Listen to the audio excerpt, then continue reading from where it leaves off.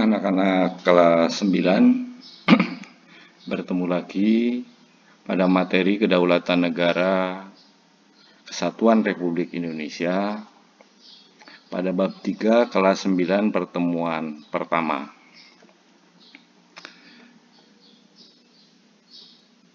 Kompetensi dasarnya adalah memahami ketentuan tentang bentuk dan kedaulatan negara sesuai dengan Undang-Undang Dasar Negara Republik Indonesia tahun 1945. Tujuan pembelajarannya adalah mengenal serta memahami ketentuan tentang bentuk dan prinsip kedaulatan negara sesuai dengan Undang-Undang Dasar Negara Republik Indonesia tahun 1945.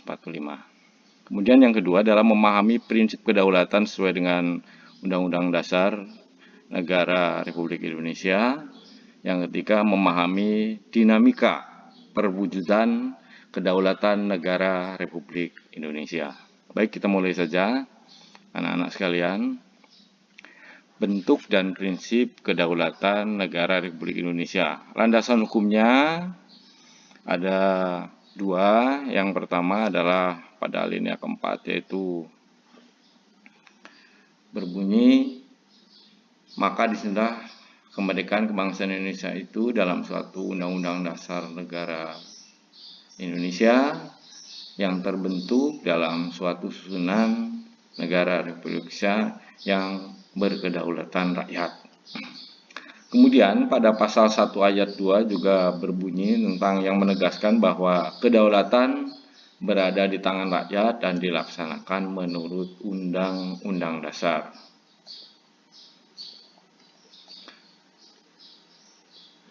Bentuk dan prinsip kedaulatan negara Republik Indonesia pada pelaksanaan kedaulatan yang ditentukan oleh Undang-Undang Dasar Negara Indonesia tahun 1945, artinya Undang-Undang Dasar 1945 itu menentukan bagaimana dari kedaulatan yang pelaksanaannya diserahkan kepada lembaga yang berwenang. Wewenang, tugas, dan fungsinya ditentukan oleh undang-undang. Namun penyerahan ini tetap dalam pengawasan rakyat, baik secara langsung maupun melalui lembaga yang dipilih atau dibentuk atas mandat rakyat.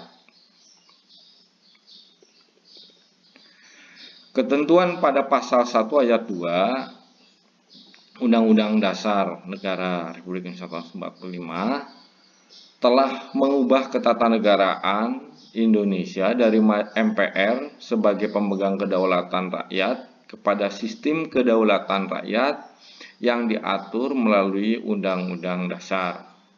Undang-Undang Dasar dijadikan dasar dan rujukan utama dalam menjalankan kedaulatan rakyat yang mengatur dan membagi pelaksanaan kedaulatan rakyat kepada rakyat sendiri maupun kepada badan atau lembaga negara. Selain menurut teori kedaulatan rakyat, negara Indonesia dipertegas dengan kedaulatan hukum. Dalam Undang-Undang Dasar Negara Republik Indonesia tahun 1945, khususnya pada pasal 1 ayat 3, dinyatakan negara Indonesia adalah negara hukum. Dan pada pasal 27 ayat 1 berbunyi, segala warga negara bersamaan kedudukannya di dalam hukum dan pemerintahan dan wajib menjunjung tinggi hukum dan pemerintahan itu dengan tidak terkecuali. Kedua pasal ini menegaskan bahwa pelaksanaan kedaulatan rakyat oleh negara sesuai dengan Undang-Undang Dasar tidak bersifat mutlak atau tanpa batas.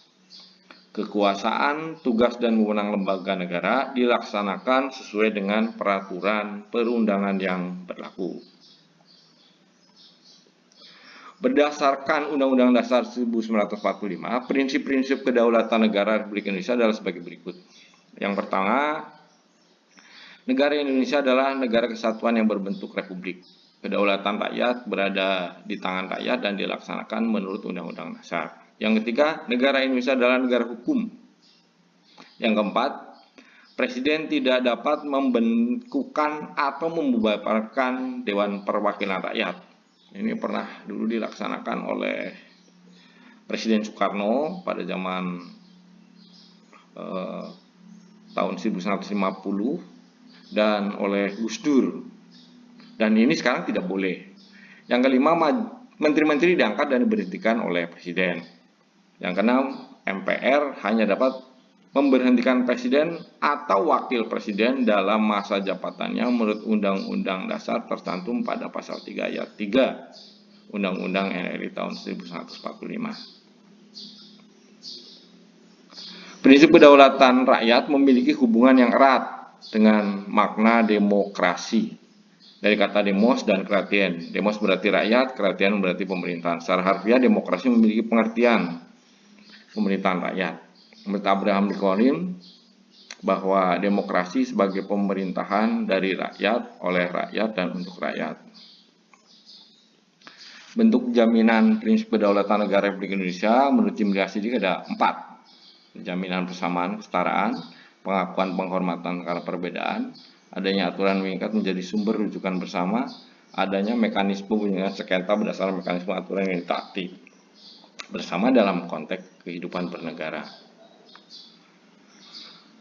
Bentuk dan prinsip kedaulatan negara menurut Budiarjo yaitu ada 6. Perlindungan konstitusi, badan kehakiman yang bebas, pemilihan umum bebas, kebebasan menyatakan pendapat, kebebasan berserikat dan berorganisasi, dan pendidikan kewarganegaraan. Demokrasi Pancasila memiliki makna demokrasi yang dijiwai oleh nilai-nilai Pancasila sebagai satu kesatuan. Demokrasi Pancasila merupakan demokrasi yang sesuai dengan bangsa Indonesia karena bersumber dari tata nilai sosial bangsa Indonesia. Asas prinsip utama demokrasi itu pengambilan menggunakan musyawarah mufakat dan sebagainya. Bentuk dan prinsip musyawarah mufakat harus berpangkal tolak pada musyawarah bersumber pada inti kerakyatan yang dipimpin, hikmat, kebijaksanaan, dan seterusnya. Memang harus berdasarkan kehendak rakyat. Cara mengungkapkan pendapat harus berdasarkan akal sehat. Keputusan diambil harus dapat dipertanggungjawabkan secara moral dan menjunjung tinggi nilai kemanusiaan dan keadilan. Keputusan harus dilaksanakan secara jujur dan bertanggung jawab. Nilai lebih demokrasi Pancasila adalah adanya penghargaan terhadap hak asasi manusia dan hak minoritas. Demokrasi Pancasila tidak mengenal dominasi atau mayoriti atau tirani minoritas. Dominasi mengandung makna bahwa kelompok menguasai kelompok kecil, kelompok besar menguasai kelompok kecil. Sedangkan tirani kelompok kecil menguasai mengabaikan kelompok yang besar. Perbandingan demokrasi Pancasila dengan demokrasi liberal, silakan bisa dapat dibaca, yaitu yang pertama mengutamakan kepentingan bersama, yaitu kepentingan pribadi, ini mengutamakan kepentingan tapi juga mengabaikan kepentingan pribadi. Diambil dengan musyawarah mufakat, liberal itu keputusannya terbanyak, yaitu 50% plus 1, keputusan diambil berdasarkan kehendak mayoritas. Yang ketiga, agama merupakan bagian yang tidak terpisahkan dari kehidupan negara. Memisahkan agama dengan kehidupan negara, yaitu negara sekuler ini, tidak mengenal adanya Tuhan. Yang keempat, tidak dikenakan dominasi mayoritas maupun tirani minoritas. Keputusan ditentukan oleh kesepakatan individu sebagai warga negara. Suara mayoritas akan menentukan segalanya. Itu perbandingan demokrasi Pancasila, liberal, dan sosialis. Nah, ini tugas kalian. Sebutkan landasan hukum. Nah, tolong ini dikerjakan, nanti dikumpulkan. Hasil pekerjaan difoto, dikirim ke WA. Silakan baca ketentuan pengiriman tugas. Demikian video ini saya akhiri. Jangan lupa subscribe agar channel YouTube ini dapat dikembangkan lebih lanjut. Terima kasih. Wassalamualaikum warahmatullahi wabarakatuh.